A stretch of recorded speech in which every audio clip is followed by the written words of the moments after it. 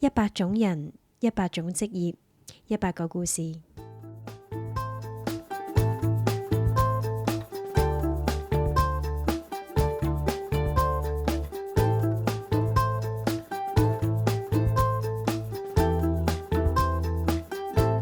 Hello， 大家好，歡迎收聽100種人100種職業，我係主持人 Candy 啊。記得咧，我20幾歲嘅時候咧，好中意一首歌，係 Black Eyed Peas 喺2003年發布嘅歌曲，叫做 Where Is the Love 啊。呢首歌咧係批判緊當時一啲社會嘅問題啦，例如一啲恐怖主義啦、種族歧視啦、戰爭暴力等等，呼籲咧我哋係要反思翻呢啲問題嘅根源，尋找愛同埋和平嘅。記得歌詞最後一句係 One World, One World。到底我哋幾時先至可以實現 One World 呢？我今日要訪問嘅係一個研究和平學、宣揚世界文化共融同埋和平嘅女仔 Senna。Senna 咧係網媒 Stories Not Far 嘅編輯同埋創辦人，歡迎 Senna。Hello Senna 你好。Hello 大家好，我係 Senna。係咁，我都講少少咧 Stories Not Far 呢一個平台咧係啲乜嘢嚟先？其實係一個2023年1月啦正式出版嘅媒體啦。咁目標咧就係為各地嘅中文讀者帶嚟世界各地人民文化嘅真實故事。Senna 呢個咧雖然係抄你網站嘅一個簡介嚟嘅，但係咧我相信咧由你把口咧去介紹呢個平台咧係最合適噶啦。首先第一問下先，點解會改呢一個名嘅 Stories Not Far， 即係故事不遠？係啊，咁其實我哋一開始去諗咧，係想帶出一啲異文化嘅故事，但係咧好似其實有好多體驗咧，就算係一個嚟自唔同文化嘅人，但係同我哋自己喺香港或者我自己本身啦，都會有好多其實相似嘅一啲地方，即係例如你講人生經驗啊，一啲對於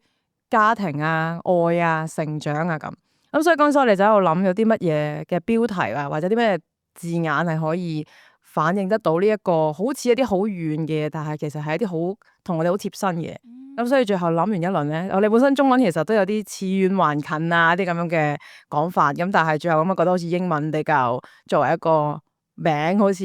清晰啲，咁所以最後就算係半直譯咁樣就叫咗做 Stories Not Far。同埋咧，我知道你係喺呢個 IG 啦，同埋 Stories Not Far 嗰度咧都有講話你好相信故事啊嗰個影響力啊，即係可能你要說教，要講好多道理，未必個個人都聽得入耳。係真嘅，但係講古仔咧，就好多人都好中意聽噶。係，冇錯冇錯。其實我哋而家成日睇 social media 啦，都會有好多其實資訊性嘅嘢。我諗特別有一期咧，大家好興就嚟睇啲冷知識啊，或者嗰啲10分鐘有一個懶人包啊，嗰類其實都係一啲知識。咁其實大家都中意睇嘅，但係咧有時我自己睇嘅時候就會覺得啊，我哋好似認識咗好多一啲好事實上嘅嘢，關於嗰個國家。咁但係咁究竟嗰啲人去咗邊度咧？即係或者可能就算講係講啲政治人物或者大人物，但係一啲同我哋其實可能同呢個叫做同高度嘅人，又好似唔見咁樣喎喺個故事入邊。咁所以呢個就係點解我覺得啊，會唔會我哋從一個好叫做平民啲嘅普通人啲嘅角度去認識一個地方，同埋用一個故事嘅角色去認識呢一個地方，會唔會可以有一啲新嘅體會咧？咁呢個都係其中一個點解我哋用故事嘅一個好關鍵嘅原因。好，咁呢個平台咧就嗱，如果大家有興趣睇嘅話咧，咁當然喺下面嘅 description 嘅部分，我都會擺翻 Stories Not Far 嘅 Instagram 同埋佢嘅 official website 出嚟啦。咁你哋係會喺世界唔同國家嘅地方揾一啲人去做訪問咁啊？係咪啊？冇錯，我哋其實而家係每個月我哋會以一個國家作為個主題啦，咁但係其實我哋就會去睇究竟嗰個國家嘅歷史係啲咩啦，文化係啲咩啦，咁但係呢啲其實都算係補充資料，但係我哋最主線其實都係想去揾真係嗰個地方入邊一啲當地嘅人，叫佢哋去分享佢哋自己嘅人生啦，分享佢哋嘅體會啦，咁佢哋最後就係分享咁究竟佢哋眼中佢哋嘅國家係個啲咩國家，同埋或者佢哋覺得呢一個文化環境點樣去影響佢哋自己睇自己，咁呢個去尋找呢個身份點樣被建立，或者佢點樣去認同到自己，都係我哋一樣想做嘅嘢。而家咧有冇話大概 around 訪問咗幾多個人左右啊？我哋其實而家都訪問咗30幾位嚟自即係世界各地嘅人嘅，咁亦都當中有包括一啲係NGO 做嘢嘅人啦，有一啲係藝術家啦，有啲係攝影師啦，亦都有一啲其實真係一個普通市民，一個可能年青人咁樣，咁都有嘅。係啊，我見到咧喺介紹嗰個位咧都有講話，其實訪問嘅人嚟自嘅國家咧都特別嘅喎，即係未必係我哋成日會諗嘅咩美國啊、英國啊、日本啊咁樣。我日本都有嘅，係啦。咁但係更多嘅係譬如有委內瑞拉啦、海地啦、墨西哥啦、美國啲原住民啦、蘇丹啦、烏干達啦呢啲、緬甸啦呢啲地方，即係有啲甚至乎我係。咁我其實 geography 都比較差啲，係有啲係連聽都未聽過添嘅。咁可以話有啲都係叫做冷門少少嘅國家嘅，點解都會有呢個即係諗法咧？係因為我哋覺得其實有好多國家，可能大家就係啦主流，所謂主流啲啦。咁美國、英國可能大家都聽好多啦。咁我諗都唔係第一下最引起大家興趣，同埋就係反而一啲大家冇聽過國家，但係如果我哋能夠發掘到一啲大家發現咦原來同我哋自己文化好相似嘅嘢喎，或者可能真係好180度唔同喎，即係我哋覺得呢一啲嘅發掘或者咁樣去帶大家去認識一啲本來唔知道嘅嘢咧，其實都係一個去認識世界多一點嘅一個過程。咁所以我哋其實有兩個向度啦，一方面係揀一啲大家可能冇聽過嘅，或者同香港好少接觸嘅一啲國家啦。另一類咧就係一啲可能大家平時多啲喺新聞聽到負面消息嘅時候先會見到嘅國家啦。咁即係頭先你開始都有提到，我本身讀呢個叫和平學啦。咁其實我都會一路喺度諗啊，究竟一個戰亂嘅國家其實除咗戰亂係咪有更多咧？咁所以其實呢一個我哋喺採訪或者去即係去將呢啲國家擺喺焦點嘅時候，其實我哋都好想去帶俾大家認識啊。其實一個國家佢打仗之前都仲有好多其實好豐富、好有色彩嘅嘢嘅。咁呢個都係我哋其中一個去選呢啲國家嘅時候嘅一個諗法咁樣。好好啊，因為咧香港人咧就出名鍾意去旅行嘅，係啦。但係我諗頭先我有講過嘅某啲國家，大家都真係未必係你嗰個旅行嘅 list 嘅首選咯。真係好似你咁講，我哋對於呢啲國家嘅認知就係可能真係喺新聞嗰少少一兩分鐘、幾分鐘嘅可能一啲報道，同埋可能係真係嘅會睇嘅嘢都係，因為報得上新聞咁，通常都係可能係有啲負面啲係啦，大件事啲嘅嘢咁樣。咁但係其實聽完跟住又點咧？大家有冇再諗多啲，或者會唔會再想去了解多啲咧？咁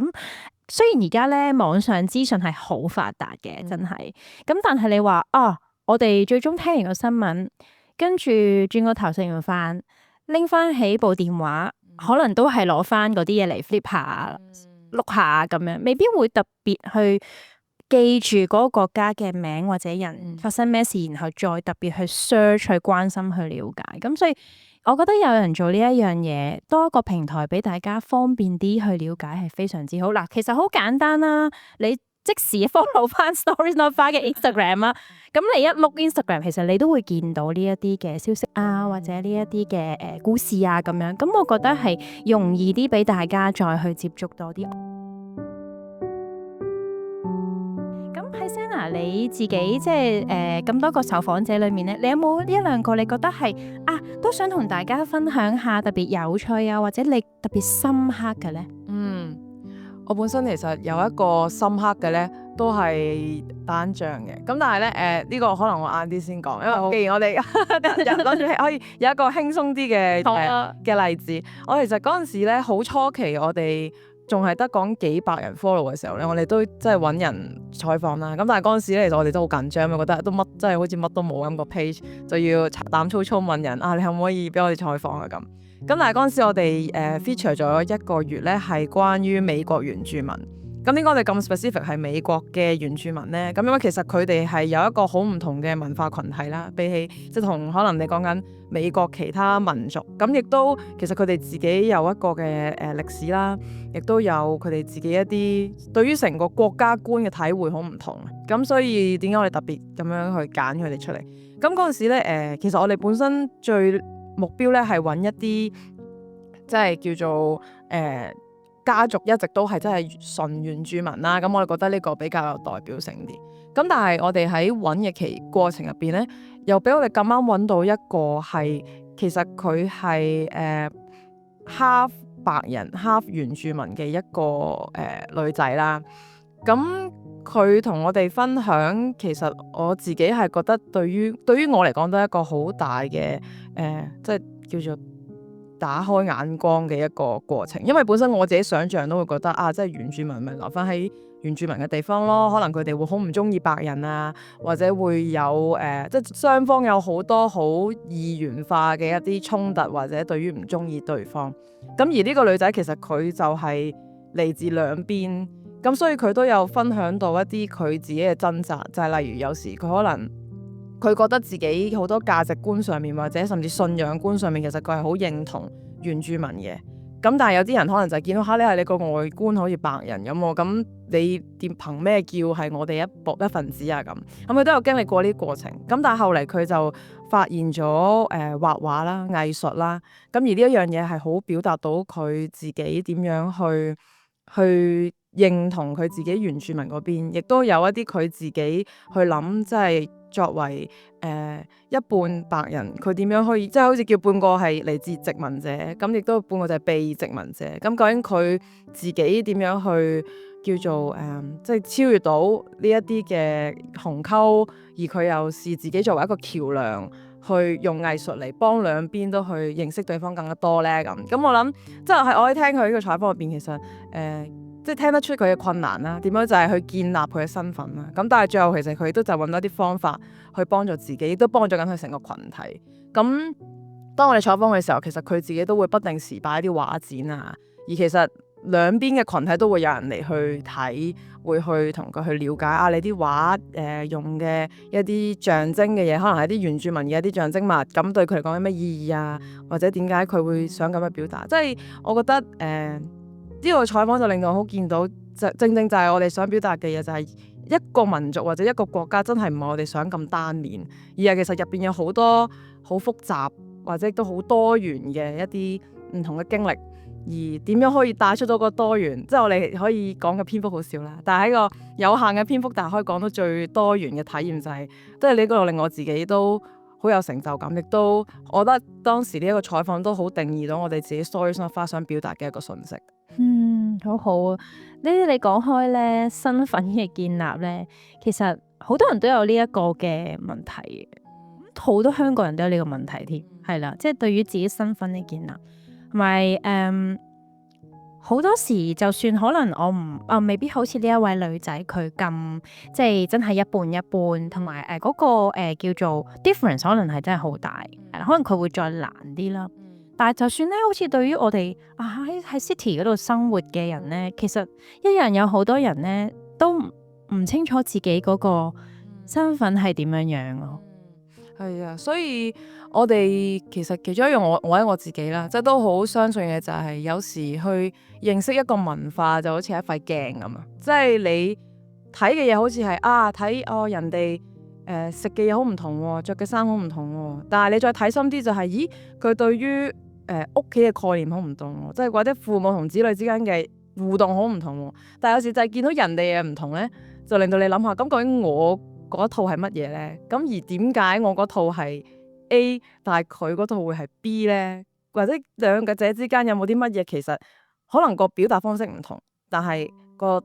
背後其實個信念係一樣，都有可能。即係我有一個可能比較極端啲嘅例子，即係我哋即係叫做華人文化啦，都會覺得我哋要照顧父母。要去到老嘅時候都要即係要可能甚至有啲人係會一家人一齊住啦，或者可能你會金錢上去供養父母啦。咁但係另一個可能好極端嘅例子就係有一啲地方一啲部落，佢係覺得當父母年老啦，身體健康好差啦，咁佢係會帶父母上山去天葬，即係佢就會覺得呢個咁，但係喺我哋眼我就哇你咁衰嘅，你阿爸媽老嘅時候先抌咗佢。咁但係其實佢哋呢一個天葬背後嘅概念係講緊佢哋覺得一個父母本身係一個好被尊敬嘅角色，但係而家開始去到一個可能好似好衰敗，好叫蘇哥好似唔係好見得人咁嘅狀態啦。咁佢就會戥父母嘅尊嚴好似受損。明啊。咁所以佢就覺得而天葬就係一個最即係叫做尊榮，對佢嚟講就係同神界啦，或者同即係一啲神靈嘅嘢係最接近嘅地方。咁我就覺得呢一個就係我最 honour 我父母嘅一個方法啦。明啊，明係啦。其實我好明喎，因為喂，其實最簡單，如果你攞我哋即係城市人嘅例子，其實咪就係大家成日都好爭論究竟安樂死嗰樣嘢。咁嗰個當然再牽涉多少少嘢啦。咁但係其實個 situation 都好似就係點解呢班人想安樂死先？即係其實就係因為可能佢係個身體狀態真係去到某一啲位，佢係覺得連我基本一個做人嘅尊嚴都冇啊。係啊，咁嘅時候，咁可唔可以用一個即係稍為有尊嚴嘅方式去離開呢個世界咧？我有冇權去選擇咁樣咧？係啦，咁但係所以就係呢個例子入邊，即係如果你淨係睇好表面，就係話我喺照顧父母上面乜嘢事最好嘅時候，咁你咪覺得哇好大差別啊！即係點解咁冇文化嘅？即係大家好可能有時對於一啲自己唔認識嘅文化，或者一個同自己唔同嘅文化，好容易就會用一個字，佢冇文化，所以佢咁樣做。咁但係其實人哋背後係有另一套嘅文化價值觀，只不過佢嘅去到最後嗰個表達嘅方式唔同，或者喺佢嘅文化有另一啲嘢，佢覺得比起可能就係一個舒適嘅環境，或者一個金錢上嘅供應更加重要。諸如此類，咁但係我就覺得呢一啲就係會令到我哋去諗多啲，咁究竟我叫做價值觀係乜嘢咧？或者我所謂信仰緊嘅係啲乜嘢嘅最重要嘅嘢咧？咁我覺得呢個對我自己嚟講，都會喺所有呢啲認識唔同文化嘅過程入邊，不停咁樣去反省自己嘅一個好似資源咁樣，即係去幫助我自己去諗多啲。其實咧講開，究竟即係我哋點樣去可以和平啊，共融啲咧，或者接受多元呢一樣嘢咧，我覺得其中啦係都關眼界事嘅。即係如果當你睇嘅嘢，你可以再企高啲啲，睇闊啲，睇廣啲，你又會有另一種睇法。然後你再企高多少少，再望大啲啲，係啊，咁又會有另一種睇法。即係好似你頭先講個例子就非常之好啦。即係如果你係喺一個好簡單嘅角度去睇，就係你不孝，係啦，你抌低你父母，節格咁我就好噶啦。咁但係其實如果當你站喺一個再高啲另一個層面去再望多啲立體少少嘅時候，你會明白咯，會接受多好多。係，同埋我自己都即係去聽好多呢啲唔同文化嘅人去分享自己嘅咧，我自己都會成日好 bear in mind 就係你係帶好奇心，但係唔好帶即係前設。即係有時大家可能去認識一個新嘅人，或者一個唔同文化嘅人，可能都會問問題嘅。但係有時可能問問題嗰個方式就係好有前設，或者已經其實你自己落咗一個 judgment 嘅，即係點解你咁衰嘅咁？喂，點解你咁冇文化？咁但係呢個問題，當你問當事人，其實佢真係好難答嘅，因為佢喺佢嘅角度，佢唔係冇文化啊嘛。佢你覺得你先係冇文化啊？條問題咁聽埋嚟，咁佢哋已經好難答。咁但係我哋自己，所以我哋就會成日就係去提自己，對於所有你睇唔明嘅嘢有興趣先，你有好奇心就諗下點解會咁嘅咧？咁你諗唔明或者你查咗都唔明，咁你咪可以問佢本人咯。咁但係問嘅時候，咁你就話俾佢聽我唔係好唔明呢一部分，你可唔可以解釋下俾我聽點解你哋咁樣做？咁好多時你咁樣轉一轉個問題咧，其實佢哋就會好樂意話俾你聽，亦都會令到你明白其實佢哋都唔係因為佢哋冇諗嘢，所以咁樣做。調翻轉，佢哋都有佢哋自己一套思路，所以佢去做一個咁嘅決定，或者做一個咁樣嘅表達方式。而只不過可能嗰一個背後嘅諗法同我哋好唔同咁解啫。咁但係我覺得如果我哋能夠記得唔好去先否定咗人哋嗰一套價值觀，其實就會令到成個對話，或者令到我哋就頭先你講開闊自己嗰個過程會容易好多，亦都會撞少好多板。係啊。咁呢個都係技巧同能力其中一種係啦。咁我知道咧 Senna 你之前咧就都 travel 過去好多唔同嘅地方喎，好似就去咗幾多個地方記唔記得？我應該喺10零個國家，哇，好犀利啊！咁你就對唔同嘅文化好即係濃烈嘅興趣啦。咁喺呢個 travel 嘅旅程裏邊，一定就係認識咗好多唔同嘅人啦。我相信睇到好多唔同嘅嘢啦。我自己有一個好深刻嘅人物係我喺塞爾維亞嗰陣識嘅。咁嗰陣時我哋係叫做大學有啲交流活動咁樣啦，咁我哋就過到去，咁我算係其中一個主要去安排啲內容啦咁樣嘅。咁我哋本身就預咗喺當地同一間大學交流，咁但係點知我哋去到當日朝頭早咧，間大學就突然之間話我哋今日公眾假期啊，所以我哋冇人喺度。咁我哋就好 shock 啦，就之前傾好晒㗎喎，咁但係係啦，但係嗰陣時我年輕啦，我而家後來冇深究到點解最後會有咁樣嘅即係 miscommunication 啦。咁總之就係咁啦。咁但係我哋嗰刻就諗死啦，即係帶住成團人冇嘢做，好大鑊喎。咁所以就喺度諗有咩替代方案。咁我哋就朝頭早試下去個學校大學門口度叩下門，睇下你有一個 staff 俾我行個圈咁都好啊。咁我就去咗。咁但係就我哋去嘅時候就咁啱咧，有一個好老嘅伯伯，好高嘅。咁佢就喺度啦，咁我哋就同佢講話，我哋喺香港嚟嘅，本身預咗同呢邊嘅學生交流，不過好似話今日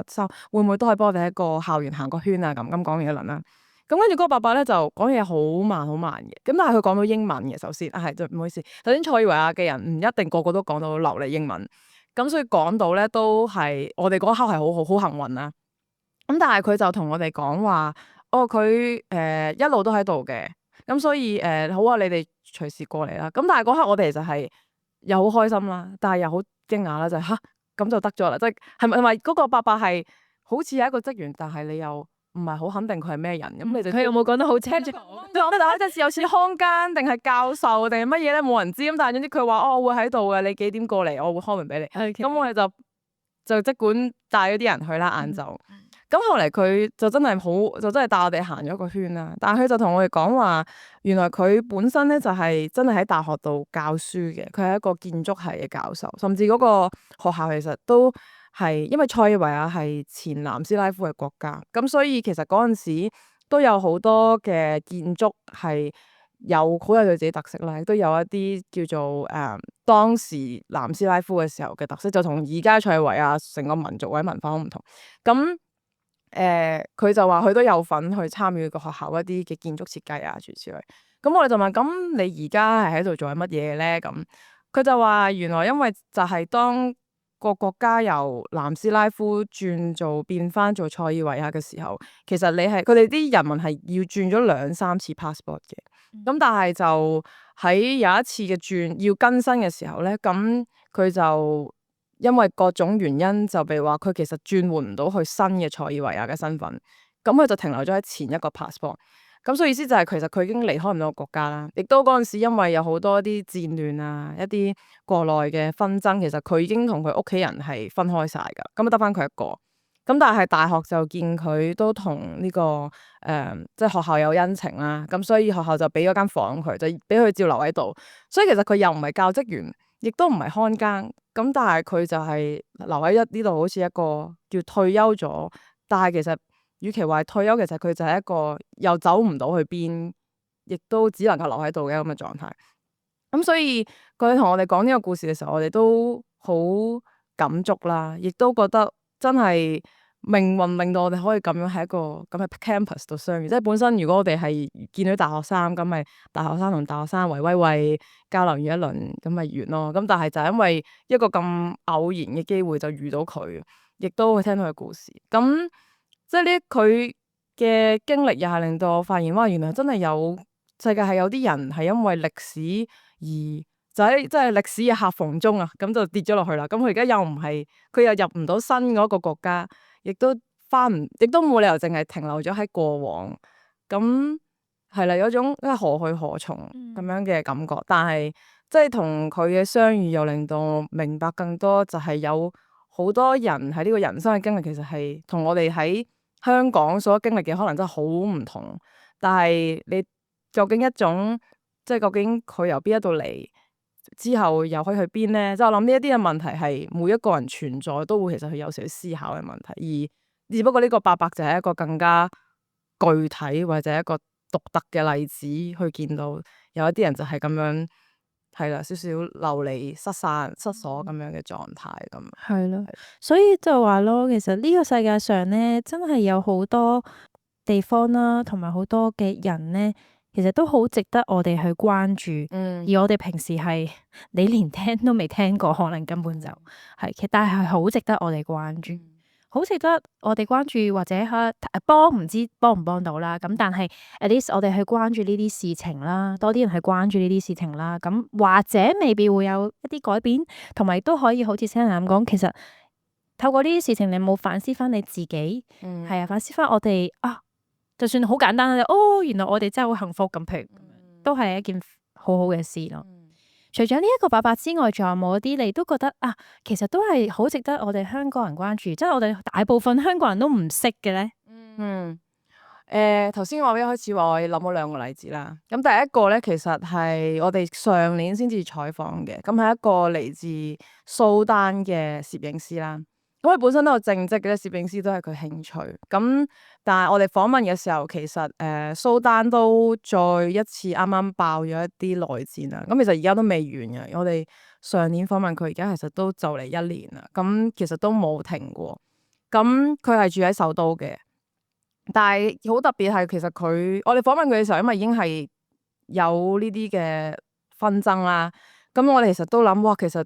技術上做唔做到㗎？即係又唔知佢有冇 internet 啦，唔知佢究竟會唔會有一啲驚有啲 censorship 嘅問題啦。咁但係佢就話，我哋跟住最後其實我哋係安排唔到一個即係 Zoom，咁但係類似 phone call 咁樣去訪問佢。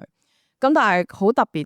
係我第一個我自己覺得好意外嘅地方咧，就係我哋一講電話咧，佢嘅英文係仲好過我。咁我真係好衰，因為我自己本身問佢 background，我就係知佢係喺蘇丹度大，佢係喺嗰度讀書成長做嘢。咁但係我其實本身冇一個好強烈印象，究竟蘇丹嘅人講英文講成點嘅咧？咁我有一啲國家可能例如南美洲，因為佢本身西班牙話先至係主要嘅時候咧，咁佢哋英文係相對真係冇咁好。咁但係所以我自己喺做呢個採訪之後，我都冇諗定啊，究竟蘇丹嘅人講英文係講成點咧？我聽唔聽得明咧？會唔會好重口音？其實最後溝通唔到咧，咁但係呢就照講先。咁但係佢一開波就非常流利，咁我就已經我話你有冇去過外國讀書？佢話冇啊，佢話我係普通就咁去學英文。咁呢個已經係一個好大嘅一個 surprise 啦。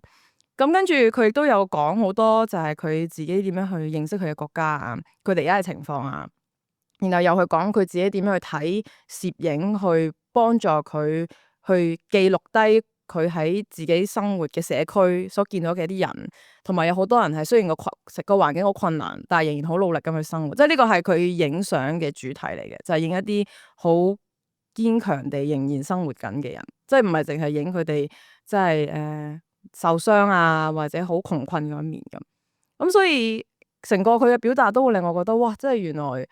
係佢哋好有自己嘅諗法啦，好有自己表達能力啦，亦都好清晰究竟自己留喺呢個國家究竟而家發生緊咩嘢事，同埋佢自己嘅一啲睇法咁。咁所以呢啲嘢全部加埋都令我對於蘇丹呢個國家個印象唔同晒。即係我自己覺得，即係我自己本身做之前都有少少，即係都會有種好傳統嘅偏見就會唔會好似個教育水平唔係好高啊？會唔會其實講啲嘢好淺層，唔知夠唔夠料寫咁樣？咁但係最後我淨係覺得有少少即係自愧不如嘅啫。哇！即係原來咁勁嘅一啲人，即係咁有睇法同咁有遠見。咁所以係咯，即係呢啲又係一個令到我好即係好驚喜，或者好重新又再認識呢個國家同埋呢一個自己嘅一個經歷啦。頭先咧一路聽落咧，我唔知聽眾而家一路聽到半個鐘左右啦，有冇啲感覺咧係覺得，即係如果你好投入、好代入咁樣去聽阿 Senna 頭先嘅分享咧，有冇少少嘅感覺咧？我自己有啊吓，好似覺得咧，彷彿大家係活喺唔同嘅世界咁啊！即係就算就咁聽你少少分享，都已經有啲咁嘅感覺。但係 Senna 你咧，因為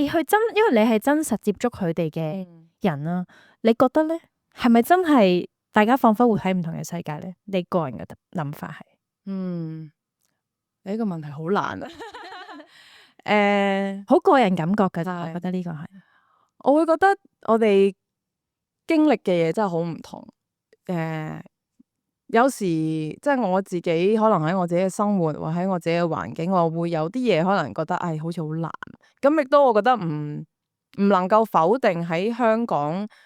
嘅人體會，可能你講壓力啦，你講有時可能同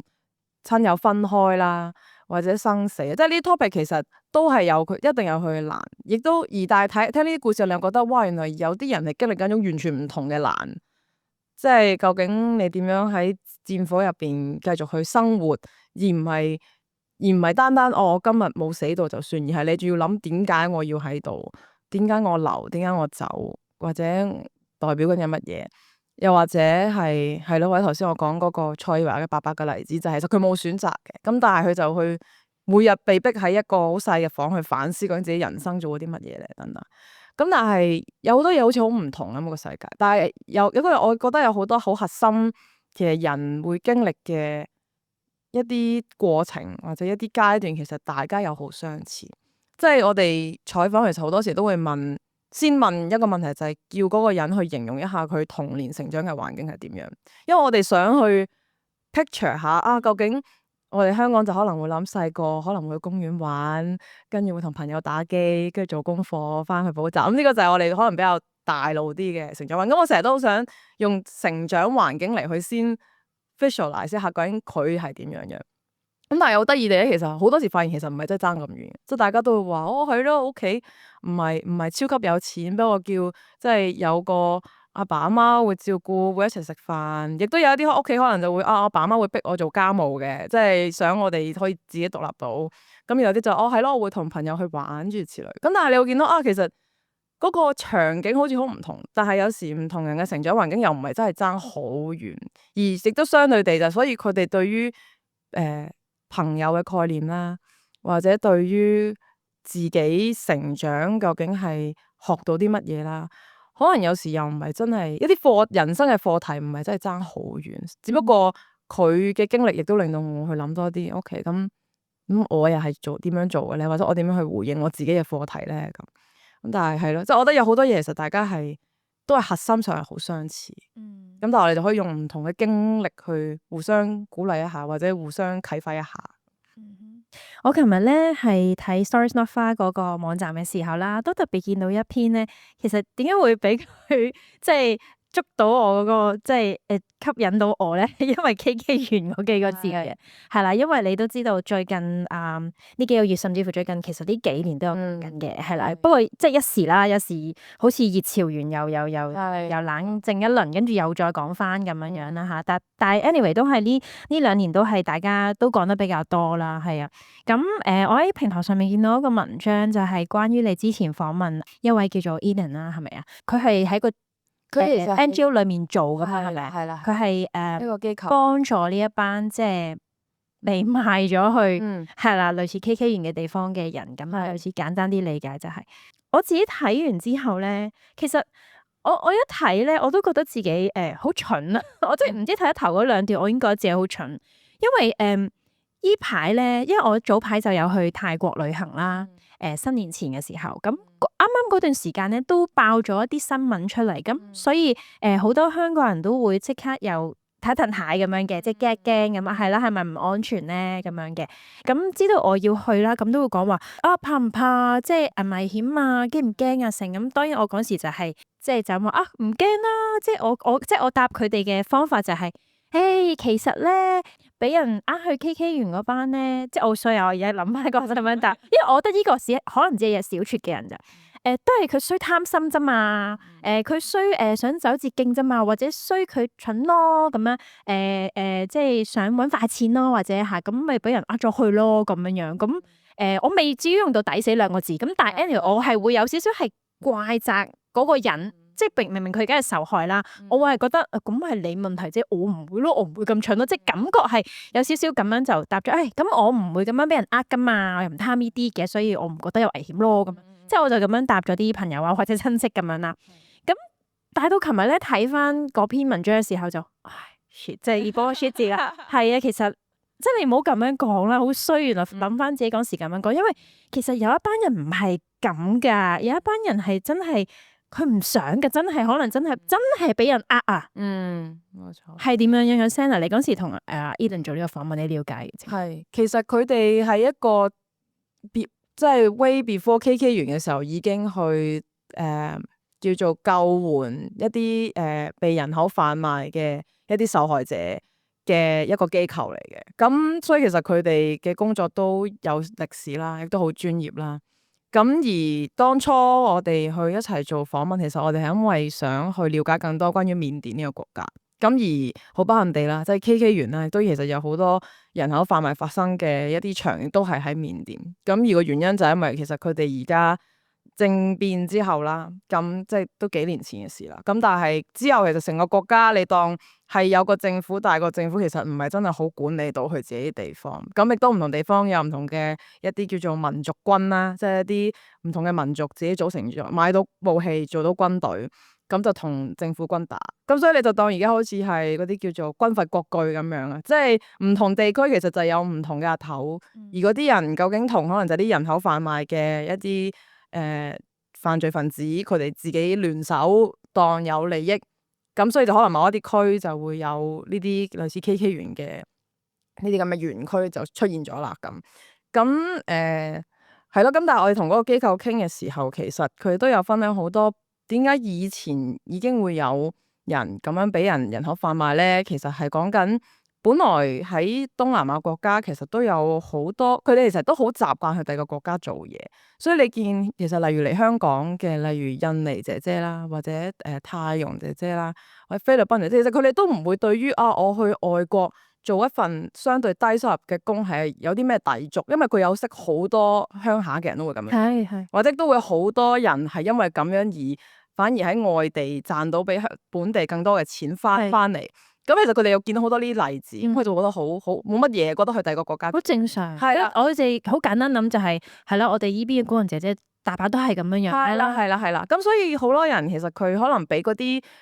真係人口販賣嘅人去邀請嘅時候咧，其實佢冇覺得會係人口販賣，佢就會以為咪真係好似我隔離阿陳俾人叫咗去隔離邊境做嘢咁咯，咁應該冇乜嘢。咁而當然其實嗰啲販賣人口嘅人，佢哋好聰明嘅，即係佢哋好高招，佢哋就係可能俾市價高少少嘅 offer， 咁然後又加多一個福利兩個福利，咁佢就會覺得咦，好似比起上嚟，好似同一份其他我見到嘅工好啲喎。咁正常啦，就大家就會即係揾工嘅人都明啦，就會咁嗰份 offer 好啲，咁我咪做嗰份咯。咁但係好多時其實可能佢就係落到地先至發現，咦，原來呢個人根本就唔係冇工俾我做嘅，或者佢根本就係帶咗去一個我冇 expect 嘅地方。咁所以我諗呢個背景都好影響到點解有啲人會受騙啦。咁亦都另外其實有好多呢啲受騙嘅人，其實本身屋企都好大需要啦。可能因為屋企人有債務，咁有啲可能係屋企人有重病。佢真係好急需要想盡快揾到錢，咁而其實好多時呢啲壞嘅人就係最識得去揾一啲最 vulnerable 嘅人去，咁就係當你最需要錢嘅時候，佢 offer 一個咁嘅機會俾你，咁你可能就會咁，同埋等於你好似買嘢一樣，咁你得3日決定嘅就話，甚至我哋1日內你唔覆我就冇噶啦。咁你有時人一焦急又有咁嘅需要，咁你咪好快就應承咗啦。咁點知原來就係一個騙局嚟嘅，咁。所以呢啲例子都多，咁係咯。但係其實喺 Eden 嘅訪問入邊都有一個我自己好驚訝嘅地方係，其實而家嘅呢啲人口販賣或者啲 KK 園好多時其實都唔一定係緬甸人，其實甚至有好多其實就嚟自世界各地唔同嘅地方嘅人，因為即係嗰度其實根本一個無法地帶，即係啲人就俾人喺隔離邊境帶入嚟住出嚟，咁反而緬甸人其實可能唔係最受影響，亦都其實。去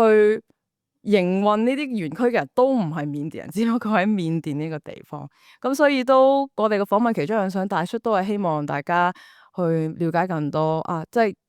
KK 園區可能喺緬甸，但係唔一定緬甸人係加害者，亦都唔一定緬甸人係受害者。咁但係無論如何，但係都希望大家即係明白嗰度嗰啲其實係人嚟嘅，亦都其實佢哋係受好大嘅剝削。或者甚至即係受害啦，咁所以都希望大家可以關注多啲，即係去見到佢哋作為一個人咁樣咯。好好啊！如果大家咧有興趣咧，可以去翻 Stories Not Far 平台睇翻 Eden 個訪問啦。係啊，即係我自己睇完之後都係慚愧，好慚愧係，即係我覺得係點解即係你香港人咁，你好似喺度講風涼説話咁。我自己係咯，係啊，所以就係話咯，唔係我覺得好好啊。所以即係呢一樣嘢係，如果譬如冇 Senna 你呢個人，冇做呢個平台，咁我可能就係咁樣噶啦。你明唔明啊？但係就係因為我睇咗，係喎，原來真係有啲咁嘅人係真係俾人呃好慘啊。係啊，咁我做咗句講風涼説話係唔啱嘅。係咪啊？即係雖然我唔係好直接而家咁樣可以話即時幫到嗰班人，但係我唔好再去嗰啲叫咩二次傷害啊？係咪？即係咩事咧？如果人哋真係俾人呃我，佢仲要可能兜兜轉轉到説話翻到去耳仔好慘嘅，俾人咁話誤解，或者好似你咁講，可能大家就會將呢一個咁負面嘅印象就扣咗落去緬甸同埋緬甸人嗰度咯。其實緬甸都有好多好人嘅，I'm sure 係咪？係啊，冇錯。係啊，Eden 佢哋有好多嘅即係合作伙伴，其實都係緬甸人，即係係啦。所以有時我哋一路強調就係我哋不停咁帶出唔同嘅故事，或者唔係淨係一個國家用一個故事講完，就係因為其實入邊都有好多唔同嘅層面、唔同嘅人物、唔同嘅經歷嘅人咁。係咯，咁所以就希望唔同角度令到大家明白即係有一啲關鍵字幫我哋認識一個地方係緊要嘅。不過有時又唔好俾嗰個關鍵字就等於所有。係啦，好簡單咁就認咗咯。係睇全面啲啦。同埋咧，我知道咧 Stories Not Far 呢個嘅平台咧，除咗係有文章睇之外咧，你哋好似都有係咪搞下啲活動咁樣？係啊，嚟緊嗱。我哋呢一集訪問咧，就應該下個星期會出，即係3月中啦。咁如果講緊譬如3月中至到3月尾，甚至乎4月嚟緊，有冇啲咩活動？都可以即係睇下大家有冇興趣。係啊，頭先我哋有提到緬甸啦。咁其實我哋嚟緊3月15號星期六嘅晏晝咧，我哋都會喺奧運嗰邊有一個真人圖書館。咁我哋其實到時係邀請咗2位嚟自緬甸而家住喺香港嘅學生或者青少年啦去分享。咁點解特登揾2個咧？其實緬甸有好多個民族啦，頭先我都有提過。而其實佢哋國家而家無論歷史上啦，而家啦，有好多嘅複雜性，或者好多佢哋政治上嘅複雜啦，民族上嘅複雜啦，文化上嘅複雜，都有好多好嘅嘢同埋唔好嘅嘢，都係因為佢哋就有好多個民族同時存在。而好概括咁講，就係每一個都覺得我自己係一個獨立嘅群體，所以唔係好想係 under 一個大嘅，或者